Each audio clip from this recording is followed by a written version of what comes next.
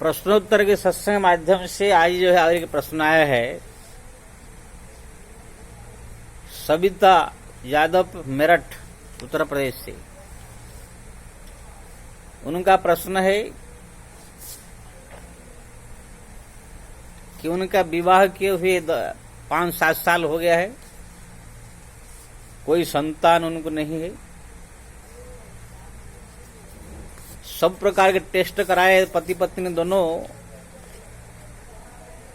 तो पत्नी जो सविता जी उनका शरीर तो सब प्रकार से स्वस्थ है, लेकिन पति जो उनकी है, डॉक्टर ने कहा कि ये कभी भी इनके द्वारा जो है कोई पुत्र उत्पन्न हो नहीं सकता है, यानी ये सब प्रकार से असमर्थ है।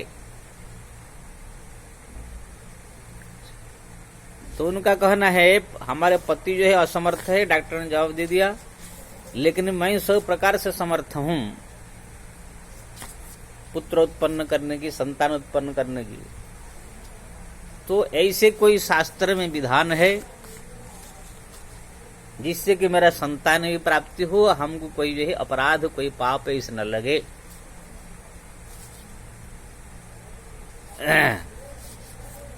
वो जो है कुछ शायद सुने होंगे कहाँ जो इसका भी उपाय है, तो उसका शंका समाधान जो है करना चाहती है सविता जी।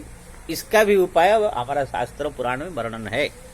संसार में ऐसे कोई भी समस्या नहीं है जिस समस्या का समाधान हमारे शास्त्र में, पुराण में, ग्रंथ में नहीं हो, भगवान ने नहीं रखा हो। हमारा जो है महाभारत के जो है आदि पर्व में, ये देखिए मेरे पास महाभारत गीता प्रेस का है आदि पर्व में जो है ये सब का वर्णन है, और भागवत में भी ये सब विषय में वर्णन है। आपको जो है मैं एक एक करके समझाता हूं। शास्त्र में हमारा जो है ये कहा गया है, अगर पति पत्नी दोनों है, पति किसी प्रकार से पुत्र उत्पन्न करने में असमर्थ है, शारीरिक हो चाहे किसी कारण से वो अभिषिप्त हो, तो फिर पत्नी को जो है पुत्र उत्पन्न करने के लिए 3 व्यक्तियों से संबंध रख करके पुत्र उत्पन्न कर सकते हैं, संतान। एक तो देवता, अगर आपके वश में देवता हो, उसी देवता को स्मरण करके आप प्रकट करके उनसे संतान उत्पन्न कर सकते हैं। अगर आपके पास देवता को प्रसन्न करने की शक्ति नहीं है, तो आप किसी ऋषि, मुनि, महात्मा, साधु, संत, सन्यासी, उनके द्वारा जो है प्रार्थना करके उनसे भी आप पुत्र उत्पन्न कर सकते हैं। तीसरा जो है, अगर ऐसे कोई नहीं तो कोई जो भक्ति वाला, नियम कानून में रहने वाला भक्ति वाला जो ब्राह्मण है, उनसे आप शारीरिक संबंध रख के जो है पुत्र उत्पन्न, संतान उत्पन्न कर सकते हैं। इसको जो है हमारा शास्त्र में नियोग विधि कहा गया है। हमारे शास्त्र में जो है भगवान ने जो है 100 प्रकार समस्या का समाधान जो है दिया।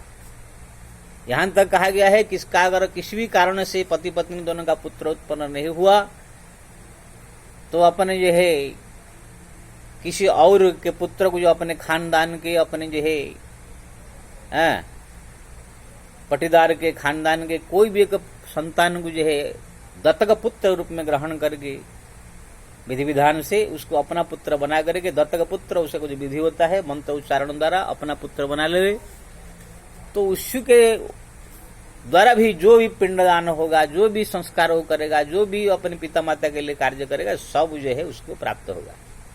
इसलिए बहुत सारे लोग जो है दत्तक पुत्र भी लेते हैं। कोई कोई अपने दामाद को भी पुत्र के रूप में जो है ग्रहण कर लेते हैं। फिर वो दामाद जो भी शुभ कार्य करता है, वो सास ससुर को जो है पिता माता के समान ही प्राप्त होता है। तो ऐसे शास्त्र में जो है संतान उत्पन्न करने के लिए भी जिनके पति असमर्थ है, शापित है, तो उनके लिए ये नियोग विधि का जो है विचार किया गया है। ऐसे हुआ है जैसे कुंती को जो है, कुंती और पंडु जानते होंगे, महाभारत पढ़े होंगे। पंडु को जो अभिशाप था, किंदम ऋषि ने अभिशाप दिया था पंडु महाराज को कि आप अगर अपने पत्नी को स्पर्श करेंगे काम भाव से तो आपका मृत्यु हो जाएगा। क्योंकि ना किंदम ऋषि जो है अपने पत्नी के सहित जो है अपने आश्रम में संबंध पुत्र उत्पन्न करने की भावना से वो पत्नी सहित जो है शारीरिक संबंध रख रहे थे। उसी समय जो है पंडु महाराज शिकार करने के लिए वन में गए थे और जो है हिरण को देख करके जो उन्होंने बाण प्रयोग कर दिया। वो बाण जो है जा करके किंदम ऋषि पत्नी और उनके पत्नी के शरीर में लगा, कुटिया में जो संबंध रख रहे थे पुत्र उत्पन्न करने के लिए। तो दोनों जो है बाण विद्ध होकर के छटपटाने लगे। तब तक पंडु महाराज पहुंच गए, बहुत दुखी हुए, क्षमा मांगा, लेकिन ऋषि किंदम ने अभिशाप दिया कि हम दोनों पति पत्नी संबंध रखते समय तुमने जो है बाण प्रयोग करके मृत्यु प्राप्त करा दिया, इसलिए तुम जब अपने पत्नी के साथ संबंध रखोगे तो तुम्हारा भी मृत्यु हो जाएगा, ऐसा अभिशाप दे दिया। इसलिए पंडु महाराज जो है अब पत्नी सहित संबंध रख के पुत्र उत्पन्न करना, संतान उत्पन्न करने के लायक नहीं रह गए। इसलिए पत्नियों से पास में भी वो दूर दूर रहते थे। तब जो है कुंती को जो है दुर्वासा ऋषि ने एक माला दिया था। ये माला के द्वारा जिस देवता को स्मरण करेंगे वो देवता आकर के उनको जो मांगो वो दे सकते हैं। तो कुंती के पास वो माला था, दुर्वासा ऋषि ने दिया था। तब जो है कुंती पुत्र प्राप्त की इच्छा से धर्मराज जो जमराज को स्मरण किया, तो जमराज आकर के जो है कुंती से एक पुत्र उत्पन्न किया जिसको धर्मराज युधिष्ठिर कहते हैं। फिर पवन देवता को स्मरण किया जिससे भीमसेन उत्पन्न हुए। फिर जो इंद्र देवता को स्मरण किया तो जिससे अर्जुन उत्पन्न हुए। इस प्रकार 3 पुत्र जो है कुंती के हुए। एक दिन जो है पंडु महाराज जो है उनके दूसरे पत्नी माद्री को जो है एकांत में देख करके उनके रूप पर मोहित हो गए और उनको जाकर स्पर्श कर दिया काम भाव से। तब किंदम ऋषि का अभिशाप लग था उनको, पत्नी के स्पर्श कर से मृत्यु हो जाएगा, तो उनका मृत्यु हो गया। अब जो है ये सो विधवा हो गए दोनों। अब कुंती के 3 पुत्र हुए, तो माद्री के तो कोई पुत्र थे नहीं। तो माद्री ने कहा कि वो माला मेरे को भी दो, मैं भी अपना पुत्र उत्पन्न करूं। तो कुंती ने उनको माला दिया। उसी माला को जो है स्मरण करने के बाद अश्विनी कुमार को स्मरण किया माद्री ने, तो उनसे 2 पुत्र उत्पन्न हुए जिसको नकुल और सहदेव कहते। तो ये कुंती और माद्री जो है ऐसे नियोग विधि के द्वारा ही अपने पंच पांडव को जो है उत्पन्न किया। उसी प्रकार जो है पंडु और धृतराष्ट्र वो भी अपने पिता से जन्म नहीं हुए हैं। उनके जो पिता थे विचित्रवीर्य, उनका मृत्यु हो गया था। और एक उनके भाई थे चित्रांगद, वो भी मृत्यु हो गया था। दोनों भाई के 3 पत्नी थे। चित्रांगद के 2 पत्नी, विचित्रवीर्य के 2 पत्नी और चित्रांगद के पत्नी। दोनों भाई का मृत्यु हो गया। तीनों बहुएं जो है विधवा। अब आगे संसार चलने के लिए कोई रास्ता नहीं था। इसलिए ये हम पर दूसरा ये प्रयोग किया है। व्यास ऋषि को बुला करके जो है जो रानी थे सत्यवती, व्यास ऋषि के द्वारा जो है पंडु, धृतराष्ट्र और विदुर ये 3 पुत्र को उत्पन्न किया गया है। ये आप महाभारत में देखते हैं। भागवत में भी एक कहानी आया है। जो हमारा सूर्यवंश में राजा हुए दशरथ, उससे अजय, उससे पहले जो राजा रघु आदि हुए 58 पीढ़ी पूरा और भगवान राम तक। तो उसमें एक राजा हुए सौदास। वो जो है ऋषि के अभिशाप से राक्षस हो गए थे। किसी ऋषि ने अभिशाप दे दिया, कुछ अपराध कर दिया, राक्षस बन गए। अब राक्षस बन करके वन में घूम रहे थे। वो भी जो है एक पति पत्नी जो है पुत्र उत्पन्न करने के लिए जो है ऋषि परस्पर संगम कर रहे थे। उस समय जो है राक्षस बन करके ऋषि को जो है पकड़ लिए खाने के लिए। ऋषि पत्नी ने बहुत प्रार्थना किया, ये अभी मेरा पुत्र भी नहीं है, आप मेरे पति को छोड़ दीजिए। लेकिन जो है राक्षस बुद्धि होने के कारण उनको जो है कच्चा खा गए। तब ऋषि पत्नी ने अभिशाप दिया, आपने मेरे पति को जो है कच्चा खा गए, मैं पुत्र उत्पन्न करने वाली थी, इसलिए मैं अभिशाप देती हूँ। जब आपका ये राक्षस शरीर समाप्त हो जाएगा, क्योंकि उनको 12 साल के राक्षस होने का अभिशाप था, तो आप जब अपने पत्नी को स्पर्श करेंगे तो आपका भी मृत्यु हो जाएगा। तो 12 साल के बाद जब इनका राक्षस शरीर छूट गया, तब अयोध्या में आए। तब इनके मालूम था, इसलिए पत्नियों को जो है स्पर्श नहीं करते थे कि ना मृत्यु हो जाएगा। लेकिन अब सूर्यवंश से आगे के ही चले तो स्वयं वशिष्ठ महाराज के द्वारा एक पुत्र उत्पन्न कराया गया जिसका नाम है सुदास। इससे फिर सूर्यवंश आगे चला। तो इसी प्रकार से शास्त्र में हमारा इसको नियोग विधि कहा जाता है। इसी विधि के अनुसार अगर कोई स्त्री, ब्राह्मण, ऋषि, मुनि, साधु, संत या देवता के द्वारा अगर पुत्र उत्पन्न करे तो उसको जो है कोई अपराध नहीं है।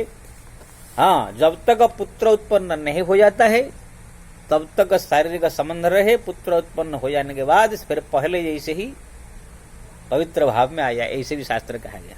अब ये शास्त्र में कहा गया श्लोक में, नियोग नियम आचरित स्त्रीणा न पापम अवशिषि एतस्त शास्त्र वचनम सत्य सत्यम वदाम्य हम। ये जो है शास्त्र का वचन है, महाभारत का।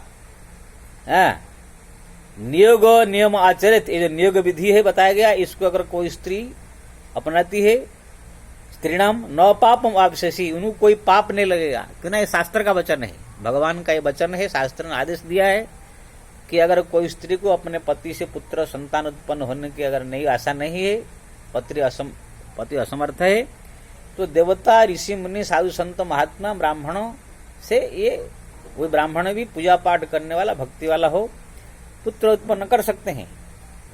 इसलिए उनको कोई पाप नहीं लगेगा।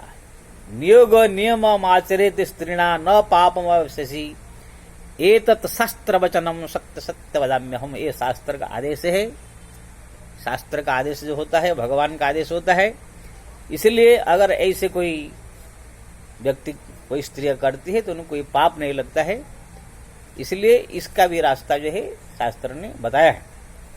इसलिए सविता जी, अगर आपके मन में है पुत्र संतान उत्पन्न करने की, आपके पति अगर असमर्थ हो गए हैं, तो आप पास में अगर आपके पास अगर भक्ति है तो कोई देवता को भी प्रकट करा करके उनसे पुत्र उत्पन्न कर सकते हैं।